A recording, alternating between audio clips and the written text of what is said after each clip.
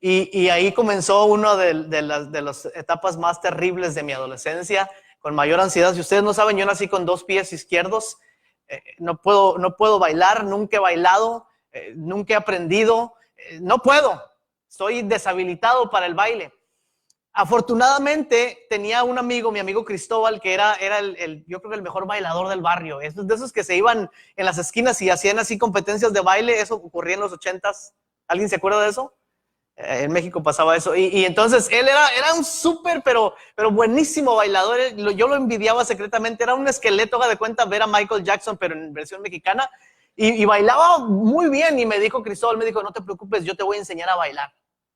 Y entonces, en los días que quedaban a la quinceañera, me enseñó a bailar. Bueno, me enseñó un paso de baile, porque no tuvimos tiempo de practicar nada más. Y llegó el día de la quinceañera. Hicimos el vals. Y empezó la cumbia. Y yo nomás me sabía un paso.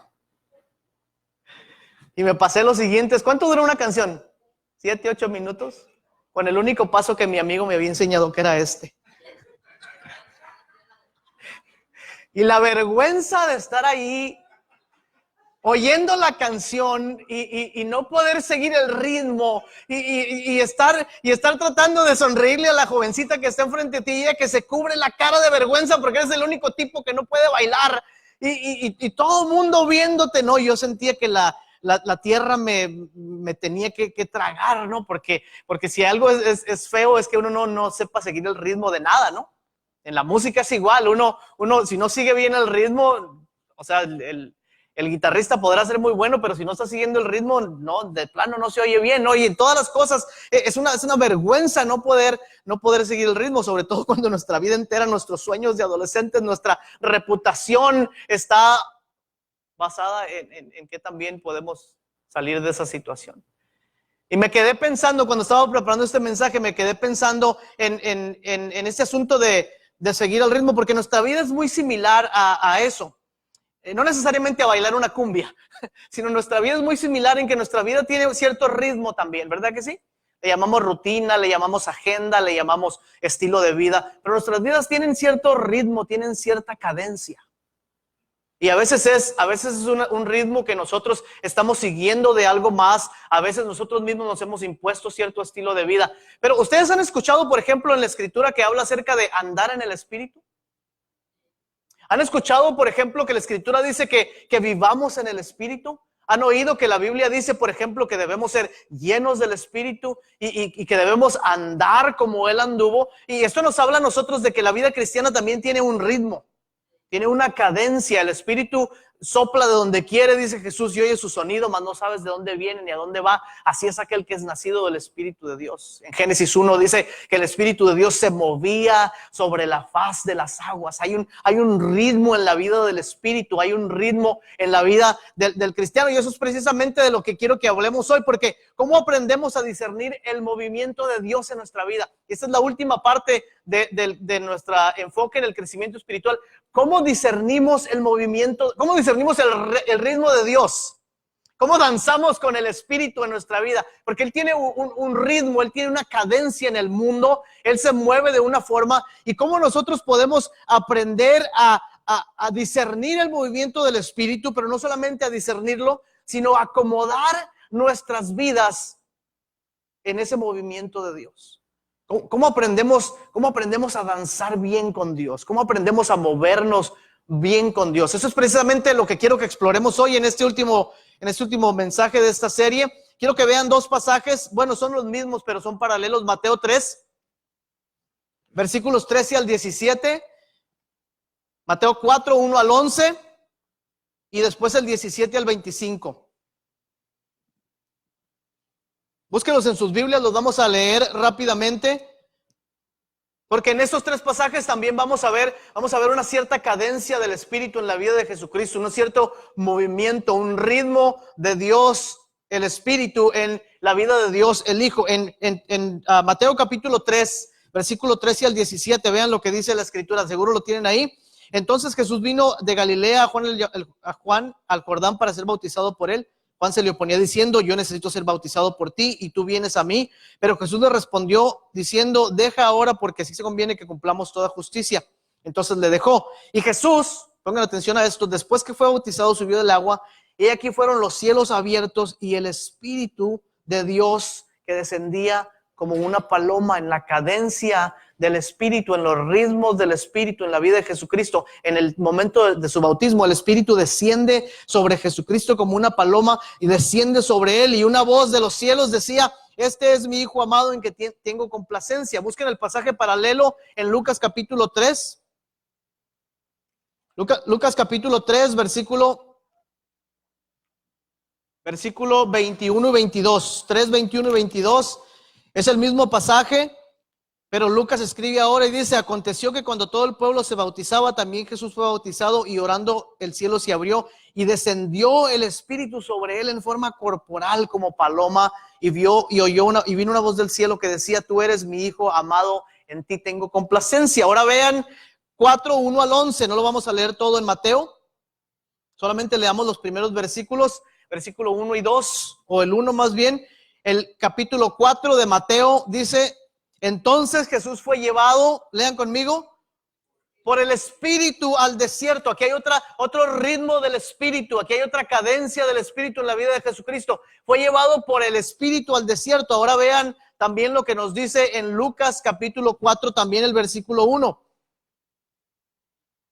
Dice: Jesús lleno del Espíritu Santo. Jesús lleno del Espíritu Santo volvió al Jordán y fue llevado por el Espíritu al desierto. Jesús volvió lleno del Espíritu Santo, es decir, Jesús estaba ya en el ritmo del Espíritu, y el mismo Espíritu lo llevó también ¿a dónde? Al desierto para ser probado. Ahora vean en Mateo, los traigo de un lado para otro, del 17 al 25.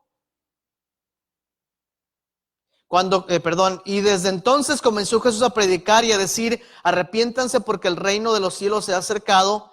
Y después escogió a los discípulos y después continuó con su ministerio en Mateo capítulo 4, 17 al 25. Ahora vayan a Lucas 4, 14. Lucas 4, 14 lo dice más claramente. Dice: y Jesús volvió, ¿cómo? En el poder del Espíritu a Galilea, y se difundió su fama por toda la tierra de alrededor. Entonces, si leemos estos pasajes y leemos el otro pasaje paralelo en Lucas, nos damos cuenta que hay una cadencia del Espíritu, un movimiento del Espíritu en la vida de nuestro Señor Jesucristo. Y quiero que noten la palabra, la acción clave en los pasajes. ¿Cuál es? ¿Cuál es la acción clave de estos pasajes? La palabra clave es el Espíritu. El Espíritu estaba detrás de lo que estaba ocurriendo, detrás de cada una de las circunstancias de la vida de Jesús. Ahora, Jesús obviamente sabía cómo moverse en el Espíritu, ¿no es cierto? Era Jesús, ¿no? Jesús lo sabe todo, y él nació automáticamente con la capacidad de moverse en el Espíritu, ¿verdad que sí? Por eso Jesús nunca tuvo que orar. Por eso Jesús no se retiraba a solas para estar con el Padre. Por eso Jesús no ayunaba. Por eso Jesús no buscaba los medios de la gracia de Dios, porque Jesús automáticamente fue lleno del Espíritu Santo, ¿verdad? No. No. Nuestro Señor Jesucristo, al igual que nosotros, tuvo que aprender de alguna manera cómo reconocer el movimiento del Espíritu en su vida, en la vida de los que le rodeaban, y cómo danzar con el Espíritu. Aprendió también a moverse con el fluir del Espíritu en su vida. Ahora, si Cristo tuvo la necesidad de hacer esto, ¿ustedes creen que nosotros tenemos la necesidad de hacer esto? De aprender a discernir el movimiento de Dios en nosotros. Porque les voy a decir algo acerca de Jesucristo. A veces pensamos que Jesús, por ser el Hijo de Dios, la tenía completamente fácil, ¿no? Pero para hacer una estadística de las que hace uno en cualquier momento cuando se le ocurre, el 99% de las circunstancias en la vida de Jesús, él las vivió como un hombre lleno del Espíritu Santo. Nunca dejó de ser Dios. No pudo dejar de ser Dios. Cuando hablamos de que Cristo se despojó de sí mismo, no estamos diciendo que deja de ser Dios. Estamos diciendo que él se acopla a la naturaleza humana únicamente. Pero el gran porcentaje de la vida de Cristo, él lo vivió como un hombre lleno del Espíritu Santo. Hubo ocasiones cuando él se comportó precisamente como lo que era, como Dios, ¿verdad? Por ejemplo, en el momento que se levanta sobre el agua y camina, en el momento que se levanta entre los muertos, está actuando en su capacidad divina. Pero regularmente el Señor Jesucristo es un hombre lleno del Espíritu Santo, que ha aprendido a discernir el movimiento del Espíritu en su vida. Pero tenemos que reconocer esto, hermanos, que es más fácil decirlo que hacerlo. Porque todos levantamos la mano y dijimos, yo estoy de acuerdo que si Jesús tenía que encontrar el ritmo del Espíritu en su vida, entonces yo también tengo que hacerlo. Y lo decimos bien, ¿verdad que sí? Pero es más fácil decirlo que hacerlo, ¿verdad que sí? La Biblia habla muchísimo de vivir en el Espíritu, de ser llenos del Espíritu, de la plenitud del Espíritu. Pero quiero que alguno de ustedes me diga ahorita, ¿qué significa eso? Cuando usted escucha la frase, hay que vivir en el Espíritu, hay que andar en el Espíritu, hay que ser llenos del Espíritu. ¿Alguien tiene una definición que puede decir, lo que significa vivir en el Espíritu es esto? ¿Alguien puede decirme realmente qué significa eso? ¿Qué significa andar en el Espíritu? Y esto nos pasa mucho a los cristianos que tenemos frases muy, muy lindas de la Biblia que hemos tomado, pero no sabemos realmente lo que significa, no sabemos qué es andar en el Espíritu, pero creemos que debemos andar en el Espíritu. Entonces el conflicto es que es muy fácil decirlo, pero es un concepto muy ajeno para nosotros. Es un concepto muy, muy difícil para nosotros de ponerle palabras, pero también de practicarlo.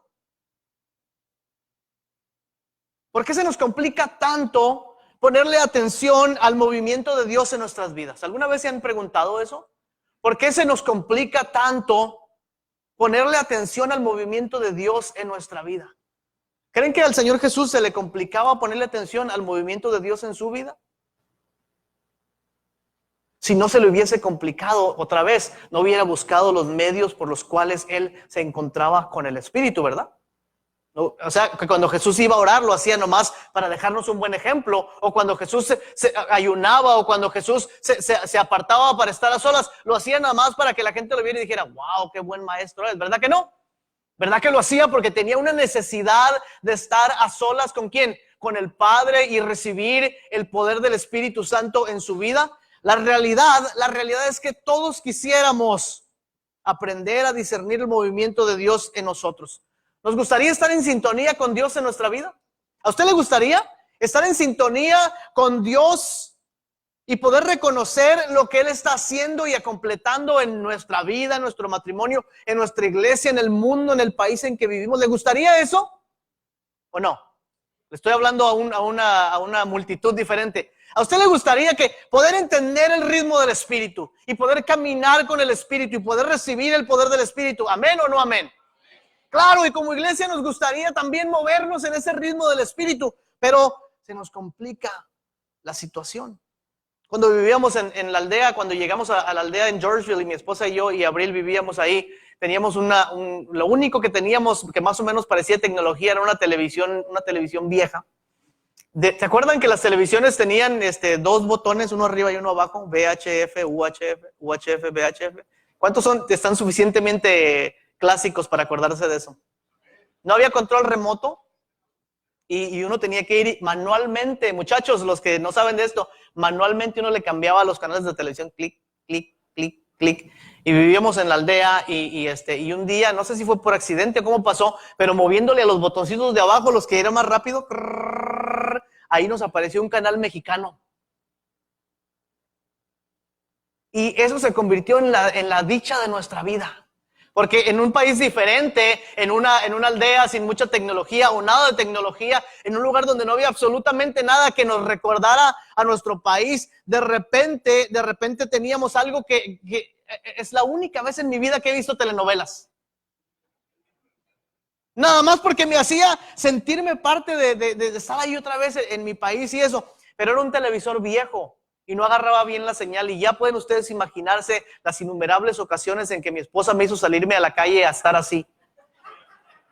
Muévete a la derecha, muévete, ahí, para que viera la telenovela en español, ¿no? Le digo otra vez, nunca más hemos vuelto a ver telenovelas, esa es la única vez. Y estábamos, queríamos todo el tiempo y hacíamos cosas increíbles para poder sintonizar el canal.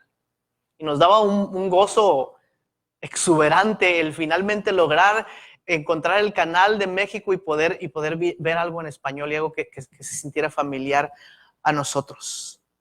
Hablando del Espíritu,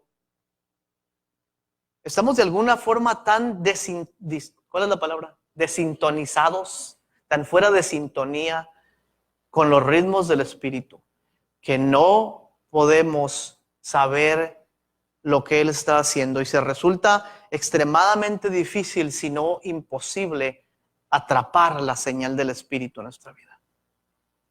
Sí, yo estoy convencido de que si no fuera por la gracia y la misericordia de Dios y porque Dios no nos abandona, dejándonos a nuestros propios intereses, dejándonos a nuestros propios esfuerzos, seríamos de lo peor. Estaba platicando con una pareja el viernes ahí, hablábamos de las cosas difíciles de la vida y le digo, gracias a Dios que nos salvó. Imagínate qué tipo de persona fuera yo si Cristo no me hubiera salvado. Si así soy un malvado, si así soy un tramposo, si así soy un mentiroso, ¿qué sería de mí si Cristo no me hubiera rescatado? Sería de lo peor, ¿no es cierto? Y cuando nosotros buscamos encontrar la señal, la frecuencia del Espíritu en nosotros, a veces no logramos hacerlo. ¿Y saben qué? El problema de esta desconexión en nuestras vidas es que nuestras vidas dependen del Espíritu Santo. Déjenme decir esto una vez más. El gran problema con esta desconexión que tenemos con Dios es que nuestras vidas dependen del Espíritu Santo. Nuestro crecimiento depende del Espíritu Santo. Nuestra participación en el misterio y la misión de Dios depende del Espíritu Santo. Y si nosotros no aprendemos a conocer los ritmos del Espíritu y a movernos en los ritmos del Espíritu, estamos condenados como individuos y como iglesia a una vida espiritual mediocre. Es más difícil de lo que nosotros pensamos. Si nosotros no aprendemos a sincronizar, no reconocemos la voz del Espíritu. Por eso el Salmo 95 dice, ¿verdad? No, si oyeres hoy su voz, no endurezcáis vuestro corazón como en el día de Meriba.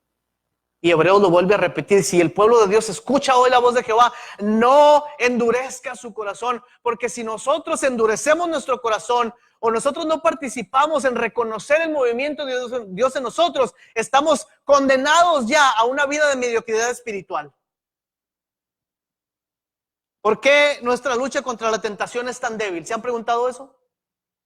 ¿Por qué toma cualquier tentación aún pequeña para traernos y llevarnos al pecado? ¿Por qué nuestra participación en la misión de Dios es tan pobre? ¿Por qué tenemos mil y unas cosas para hacer, pero ninguna de ellas incluye en participar en la misión de Dios? ¿Por qué nos sorprendemos tanto de la vida de poder de los antiguos y decimos, wow, mira, esa gente de verdad tenía el poder de Dios en sus vidas, pero no creemos que es algo para nosotros? ¿Por qué nuestras vidas no reflejan el poder, la gracia, el amor de Dios? ¿Por qué nuestras vidas... ¿Por qué no hay entrega en nuestras iglesias, compromisos con los hermanos? ¿Por qué andamos en mediocridad espiritual? ¿Estoy hablando a esta congregación o a otra completa? ¿Por qué andamos, Casa de Luz, en mediocridad espiritual? ¿Por qué la iglesia de nuestros días, la iglesia particularmente en Norteamérica, busca a los poderosos y a los fuertes para obtener o retener el poder que solamente el Espíritu Santo les puede dar? ¿Por qué? Porque tenemos una terrible desconexión con la obra del Espíritu Santo.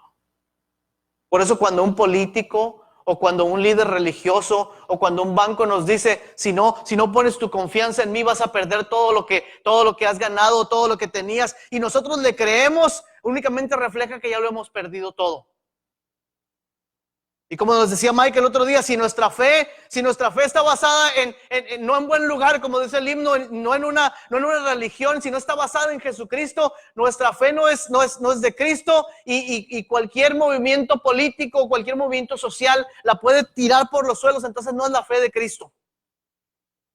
Pero ¿por qué vivimos una vida que le falta tanto de eso que leemos en las páginas de la palabra de Dios? ¿Por qué? Porque tenemos una desconexión muy importante con el Espíritu Santo y nuestras vidas dependen de Él y nuestro crecimiento depende de Él, nuestra participación en el misterio de Dios depende de Él, hermanos. Nuestra vida de justicia, nuestra vida de santidad, nuestro gozo, nuestro poder, el amor unos por los otros, nuestra lucha contra los poderes de este mundo, todo depende del Espíritu Santo.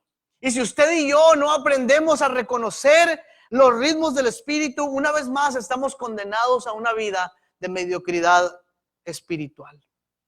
Ahora veamos los siguientes pasajes para entender y ser animados y ser exhortados cómo el Espíritu se movía en la vida de nuestro Señor Jesucristo y cómo Él se mueve en nuestras vidas también.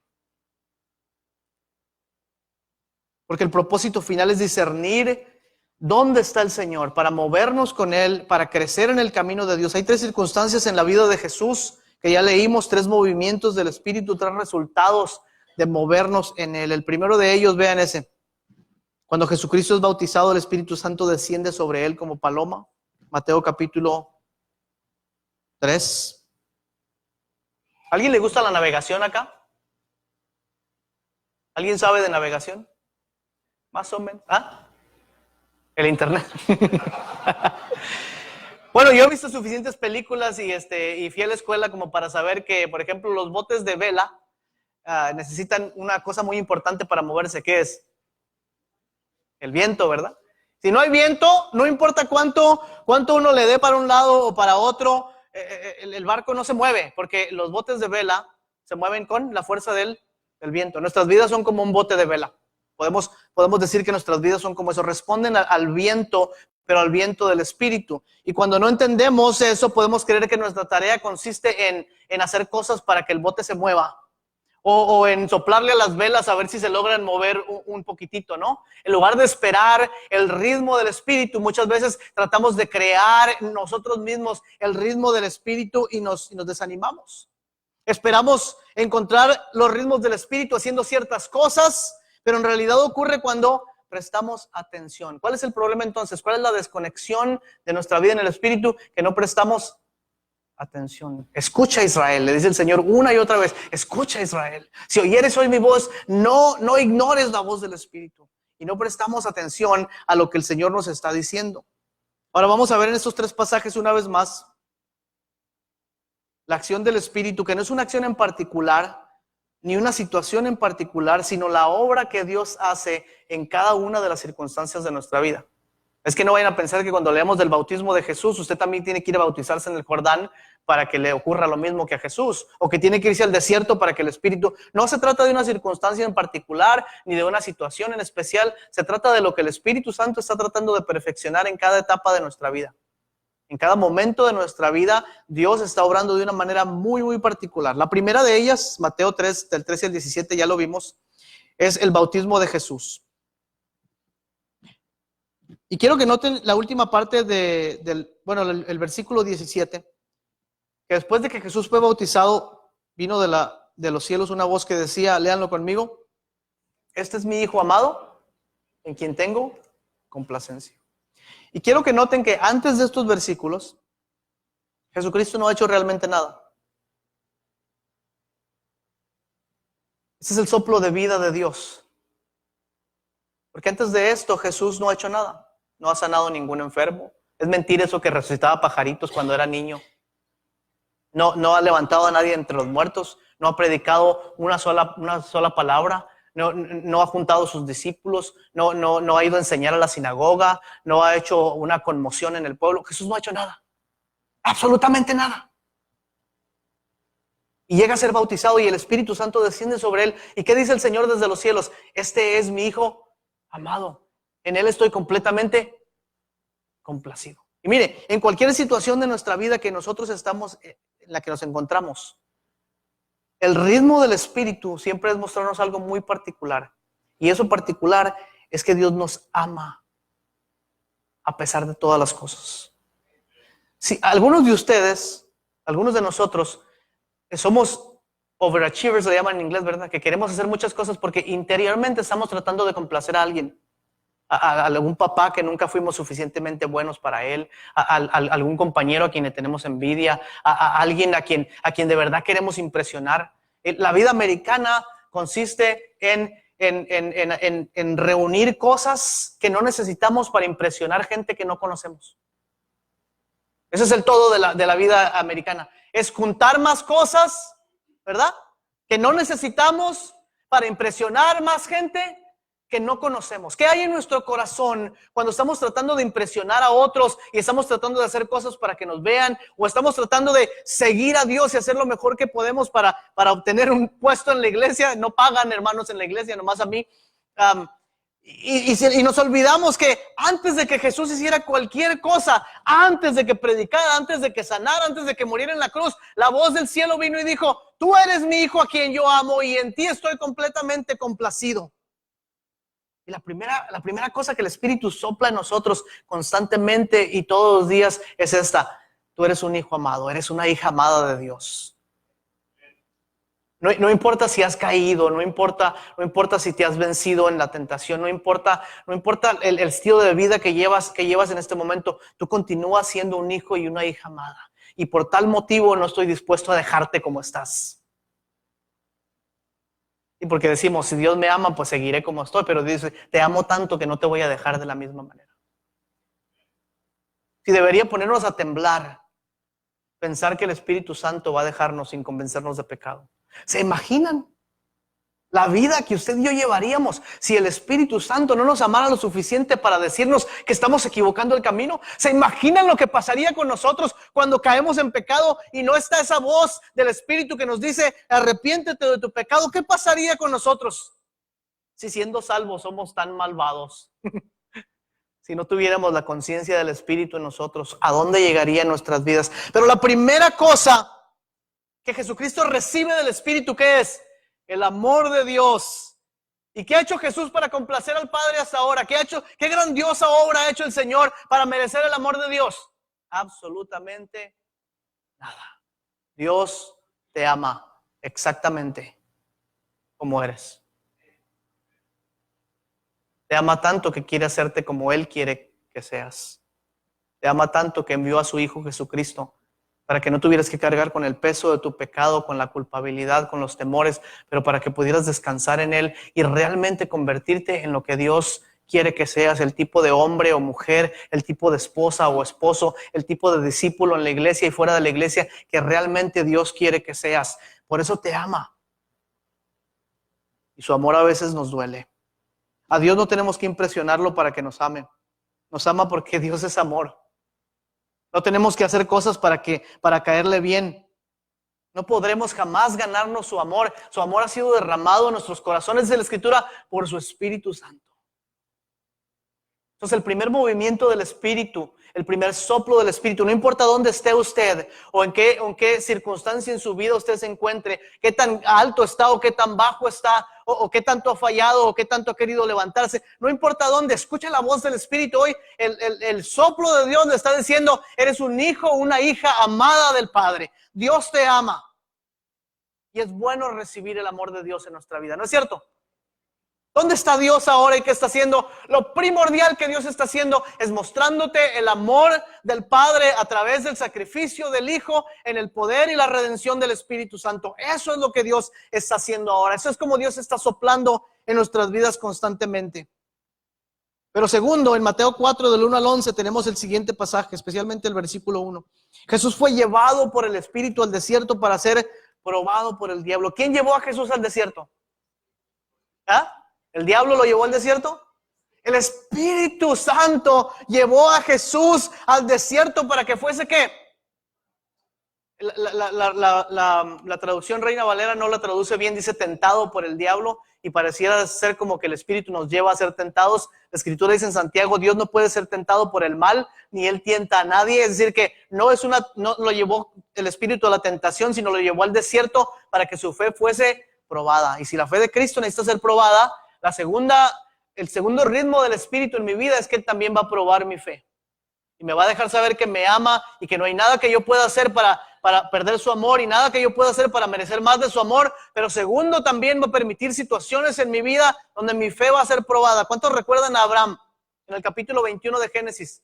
¿Qué le dijo el Señor? Abraham, toma tu hijo amado, al único hijo al que amas, y llévalo al monte que te voy a mostrar y ahí sacrifícalo para mí. Y estaba Dios ¿qué? Probando la fe de Abraham. ¿Qué le dice Dios a su pueblo en Deuteronomio 8? Le dice, te he traído estos 40 años por el desierto para probar tu corazón, para saber lo que había dentro de ti, por si ibas a guardar o no mis mandamientos. Entonces el Señor nos lleva a través de estos desiertos. ¿Usted está por un desierto ahora? Porque si está usted por un desierto ahora, la primera cosa que queremos hacer en un desierto es tirar la toalla. Es lo primero que se nos ocurre, es abandonar el desierto, es salir corriendo. ¿Saben quién está en el desierto antes que nosotros y quién va a estar fuera del desierto antes que nosotros? El Espíritu Santo está en el desierto. De hecho, es probable que el Espíritu Santo te haya llevado al desierto. ¿Por qué? para probar tu corazón, para saber si habías o no de guardar los mandamientos de Dios. Y en este soplo del Espíritu, en este ritmo del Espíritu, Jesucristo es llevado al desierto, donde usted y yo hemos estado muchas veces, pero es una característica de los hijos y las hijas de Dios que lleguemos a estos lugares que llamamos desiertos. Moisés tuvo su desierto, Abraham tuvo su desierto, Israel tuvo su desierto, Jesús tuvo su desierto, porque es en el desierto donde aprendemos una cosa muy particular: depender en Dios. En el desierto aprendemos a depender de Dios. ¿Saben? Todo el Nuevo Testamento, mi profesora de Antiguo Testamento decía que ama la narrativa del desierto en el Antiguo Testamento. Dice, porque todo en el desierto grita, Dios ayúdame. No hay agua, hay animales ponzoñosos, no hay vegetación, no hay nada. Lo único que hay es un clamor que dice, Señor, estamos solos, ¿por qué no nos ayudas? Dice, en la vida del cristiano, cuando el cristiano está en el desierto, no encuentra nada, no encuentra agua, no encuentra ayuda, no encuentra hermanos que lo apoyen, no encuentra una iglesia que lo ame, pero en los cielos está nuestro Señor que dice, yo te amo, yo te veo, yo estoy contigo en el desierto. Y ese es el soplo del Espíritu en nosotros. Cuando pasamos por estas circunstancias difíciles y creemos que Dios nos ha abandonado, Dios está justo en medio del desierto y todavía no nos ha abandonado. Él es nuestra fortaleza. Pero hay algo más todavía en la vida del Espíritu y en sus ritmos en Mateo 4, 17 al 25. Después de que Jesús regresa en el poder del Espíritu, entonces, ¿qué empieza a hacer? Esta es la parte que menos nos interesa conocer a los cristianos, ¿ok? Nos interesa conocer la parte del amor de Dios, nos interesa conocer la parte de la fortaleza en el desierto, pero hay un tercer ritmo del Espíritu y siempre nos lleva al mismo lugar. ¿Saben para qué sirven la prueba de la fe y para qué sirve el amor de Dios y el poder del Espíritu Santo? ¿Para qué sirve? Sirve para participar en la misión de Dios. Sirve para servir a Dios. Hechos 1:8 dice, recibirán poder cuando haya venido sobre ustedes el Espíritu Santo y serán mis siervos, mis testigos, serán mis embajadores, serán parte de mi equipo. Y cuando Jesús regresa en el poder del Espíritu Santo, ¿qué ocurre? Empieza a predicar el Evangelio, empieza a proclamar el Evangelio, ¿verdad? Antes de eso no proclama, pero aquí empieza a proclamar, empieza a reunir a sus discípulos, versículo 17. Arrepiéntanse porque el reino de los cielos se ha acercado. Después pasó junto al mar, tomó a Simón, a su hermano, empezó su ministerio público, comenzó a enseñar. Y esta es la parte que nos cuesta más a nosotros entender de los ritmos del Espíritu, que cuando nosotros estamos en cualquier situación de nuestra vida, siempre hay un componente donde Dios nos está llevando a servirle. Siempre hay un componente donde el pueblo de Dios es llamado a adorar a Dios a través de su servicio. No importa en qué situación estemos. A veces han sido las peores situaciones de mi vida y de nuestras vidas cuando Dios ha mostrado más que puede utilizar una vasija rota como nosotros. Y es cuando estamos más quebrantados tantas veces, cuando Dios muestra más su poder y su misericordia y su gracia en personas que son completamente imperfectas. ¿No les parece eso a ustedes? ¿No les ha pasado eso en sus vidas? Que es cuando más necesitamos y cuando más quebrados estamos y más quebrantados, es cuando más Dios se acerca a nosotros y nos utiliza. Y luego decimos testimonios como, si nunca hubiera pasado por esa situación, si mi hermano o mi hermana nunca me hubiera traicionado, si no me hubieran hecho todas estas pasadas, nunca pudiera haber entendido esto, nunca pudiera haber ayudado de esta manera, nunca hubiera podido pasar nada en mi vida. ¿Por qué? Porque el Espíritu de Dios nos está moviendo a servirle. Y como decíamos muchas veces, el que no sirve, no sirve. El Espíritu Santo se mueve de una manera muy peculiar en nuestras vidas. Escuchen esto. Nos llama, nos prueba y nos usa. Ese es el ritmo del Espíritu. El Espíritu Santo nos llama, nos prueba y nos usa. A veces nos llama en la prueba y nos usa en la prueba, a veces nos usa de una manera diferente, a veces nos llama mientras servimos, pero el Espíritu está constantemente invitándonos a movernos con Él y conocer el amor del Padre. Escuchen esto, conocer el amor del Padre, la gracia del Hijo y el poder del Espíritu Santo. Esa es la fórmula que aparece una y otra vez en la Escritura para que conozcan el amor del Padre, para que conozcan la gracia del Hijo, para que vivan en el poder del Espíritu. Nos lleva por situaciones donde nos hace conocer su presencia, su fortaleza, pero también su llamado a servirle. Y es aquí donde el Evangelio realmente toma un significado mucho más profundo. ¿Saben por qué? Porque fue el Espíritu quien concibió a Cristo. ¿Verdad que sí? Fue el Espíritu quien descendió en su bautismo. Fue el Espíritu el que lo llevó al desierto para ser probado. En el Espíritu Jesucristo regresó lleno del Espíritu para hacer la obra. Fue el Espíritu quien lo guió a la cruz y quien en la agonía de la muerte, el Espíritu hizo estremecer la tierra, haciéndola temblar. Fue el Espíritu quien levantó a Cristo de entre los muertos. Es el Espíritu a quien Jesucristo prometió para los que creyeran. Es el Espíritu que habita en el corazón de aquellos que hemos creído. Por el mensaje del Evangelio, hermanos, somos sellados por el Espíritu. Por el poder del Evangelio conocemos el poder del Espíritu Santo y por causa del Evangelio somos enviados en el poder del Espíritu. Y es por el Evangelio que conocemos la presencia del Espíritu, es por el Evangelio que somos sellados por el Espíritu, es por el Evangelio que somos enviados en el poder del Espíritu Santo. ¿Cómo reconocemos entonces esos ritmos del Espíritu en nosotros? Si prestamos atención a las circunstancias de nuestra vida. Por ejemplo, cuando usted se siente desanimado o triste, cuando está pasando por una situación difícil, ¿a dónde va primero? ¿A quién busca? ¿Qué hace? ¿Se pregunta alguna vez qué está haciendo Dios en medio de esta situación? ¿Por qué estoy en este lugar? ¿Por qué tengo este trabajo? ¿Por qué me está yendo mal con mi patrón? ¿Por qué las situaciones en el hogar no parecen componerse? Y a veces nos sentimos rebasados por la circunstancia, nos sentimos sobrepasados por la circunstancia y no nos damos cuenta que el Espíritu de Dios se movía sobre el caos. ¿Se acuerdan de la historia en Génesis 1? ¿Qué pasa? Dice, la tierra estaba desordenada y vacía, como están nuestras vidas a veces. ¿Y qué pasó después? El Espíritu de Dios se movió sobre el caos y dijo Dios, ¡bam! Sea la luz. Y el Espíritu de vida trajo calma al caos que estaba experimentando la creación. Entonces, ¿qué sucede si en lugar de estar desesperándose, si en lugar de estar pensando que las cosas no le marcharon bien, qué pasa si en lugar de eso le prestara atención al amor que Dios está derramando en su vida en ese momento? Y le diera gracias a Dios por el amor que está siendo derramado en usted constantemente por el Espíritu Santo. ¿Cuántos recuerdan en Hechos capítulo 16 a Pablo y Silas en la cárcel después de haber sido golpeados y azotados por causa del Evangelio? ¿Qué hacían? Cantaban alabanzas a Dios. Recordaban el gran amor de Dios para con ellos. ¿Y qué tal si usted, cuando se encuentra en un desierto, en una situación difícil, en medio de la prueba, en vez de renegar, de desesperarse, en vez de hablar mal del pastor que no le da un buen consejo, en vez de dejar de venir a la iglesia porque ahí no me ayudan para nada, qué tal si en lugar de eso usted descansa en el Espíritu Santo y en su fortaleza? ¿Y qué tal si en medio de todas estas cosas aprendemos a servir al Señor? ¿Se dan cuenta entonces, hermanos, que su llamado es a recibir el amor de Dios, a caminar en fidelidad aún en medio de las pruebas y a servirle con el poder del Espíritu? Porque las circunstancias pueden cambiar completamente, pero nuestro Dios nunca cambia.